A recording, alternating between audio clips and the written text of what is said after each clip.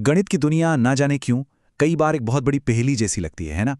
लेकिन आज के इस एक्सप्लेनर में हम एक ऐसे विषय के राज खोलने वाले हैं जो सच में हमारे आसपास की पूरी भौतिक दुनिया को आकार देता है। तो चलिए बिना देरी किए त्रिकोणमिति यानी ट्रिग्नोमेट्री की इस दिलचस्प दुनिया में गोता लगाते हैं।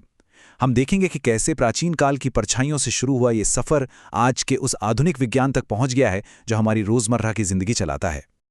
आगे बढ़ने से पहले ए मिलने का एक बहुत ही दिलचस्प कोट देखते हैं। उन्होंने कहा था, एक गणितज्ञ जानता है कि किसी समस्या को कैसे हल किया जाए, वह उसे हल नहीं कर सकता। शुरुआत में ये बात थोड़ी अटपटी लग सकती है। मतलब अगर कोई जानता है कि हल कैसे करना है तो वो हल क्यों नहीं कर सकता।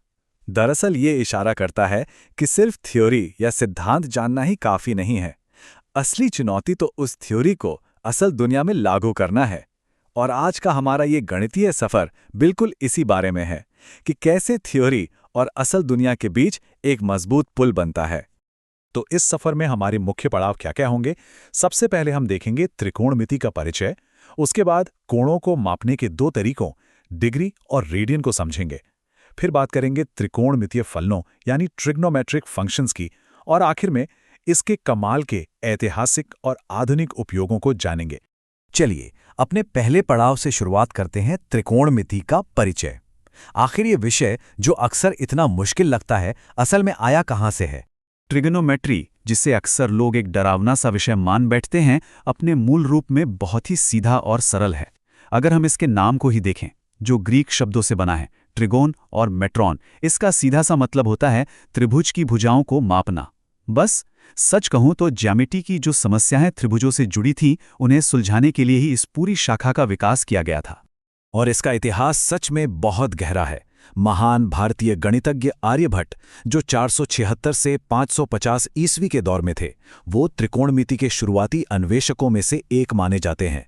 मतलब ये सिर्फ कोई नया आधुनिक आविष्कार नहीं है।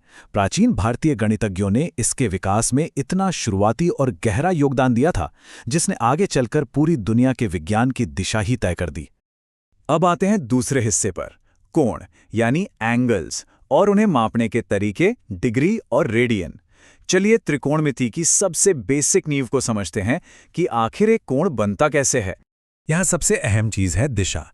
जब एक किरण या रे अपनी शुरुआती बिंदु के चारों ओर घूमती है, तब एक कोण बनता है।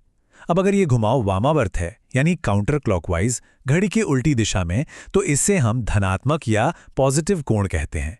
इसके बिल्कुल उलट अगर घुमाव दक्षिणावर्त है यानी घड़ी की दिशा में, तो ये ऋणात्मक या नेगेटिव कोण बन जाता है ना? एकदम सीधा सा नियम।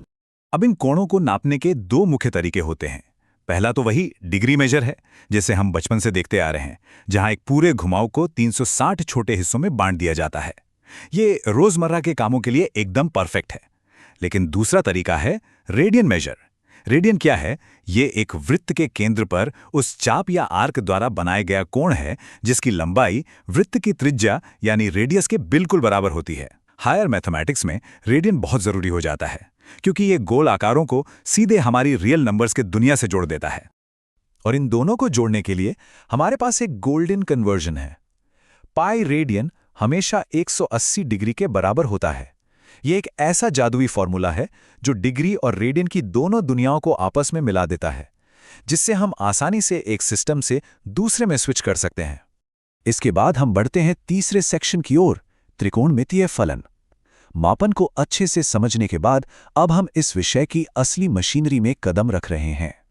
ये देखना सच में बहुत दिलचस्प है कि साइन, कॉस और टैन के मान चारों चतुर्थांशों यानी क्वाड्रेंट्स में कैसे बदलते हैं। जरा ध्यान दीजिए कैसे साइन का मान पहले क्वाड्रेंट में 0 से 1 तक बढ़ता है, फिर धीरे धीरे घटते हुए तीसरे क्वाड्रेंट में -1 पर चला जाता है और फिर से वापस 0 पर आ जाता है। ये एक बहुत ही खूबसूरत और बिल्कुल प्रिडिक्टेबल ऑसिलेशन है। कॉस और टैन भी बिल्कुल इसी तरह अपने अपने फिक्स पैटर्न में ऊपर नीचे एक लहर की तरह चलते हैं।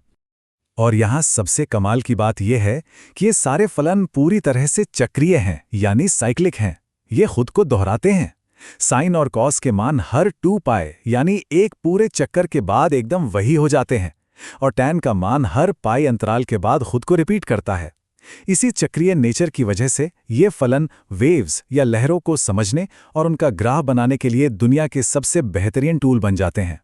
चलिए अब अपने चौथे और आखिरी हिस्से पर आते हैं, ऐतिहासिक और आधुनिक उपयोग। आइए देखते हैं कि ये जो हवाई लगने वाले समीकरण हैं, ये असल में हमारी दुनिया से कैसे जुड़े हुए हैं। इतिहास की एक कहानी सच में बहुत शानदार है। प्राचीन काल में थेल्स नाम के एक बहुत बड़े विद्वान हुए। उन्होंने मिस्र के उन विशाल पिरामिडों की ऊंचाई नापने के लिए समरूप त्रिभुजों और टैंजेंट अनुपातों का इस्तेमाल किया था। उन्होंने किया क्या? बस एक छोटे से डंडे की ऊंचाई और उसकी परछाई को नापा और फिर पिरामिड की परछाई से उसकी तुलना कर दी।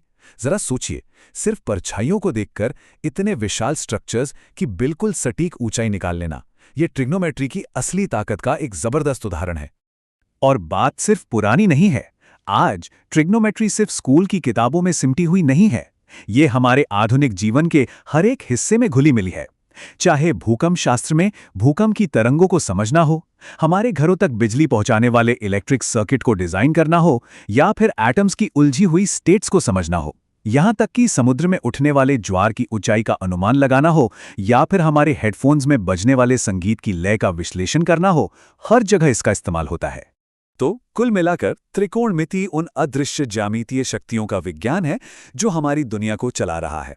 अब सोचने वाली बात यह है कि अगर प्राचीन काल के लोग सिर्फ त्रिभुजों का इस्तेमाल करके समुद्र में जहाज़ों की दूरी और पिरामिडों की ऊंचाई नाप सकते थे, तो आज के इस डिजिटल और हाईटेक युग में हमारी टेक्नोलॉजी के पीछे और कौन-कौन से ऐसे छिपे हुए गणितीय आकार काम कर रहे होंगे। ये एक ऐसा सवाल है जो हमारे आसपास की दुनिया को देखने का नजरिया ही बदल देता है। इस ज्ञानवर्धक एक्सप्लेनर का हिस्सा बनने के लिए बहुत बहुत धन्यवाद।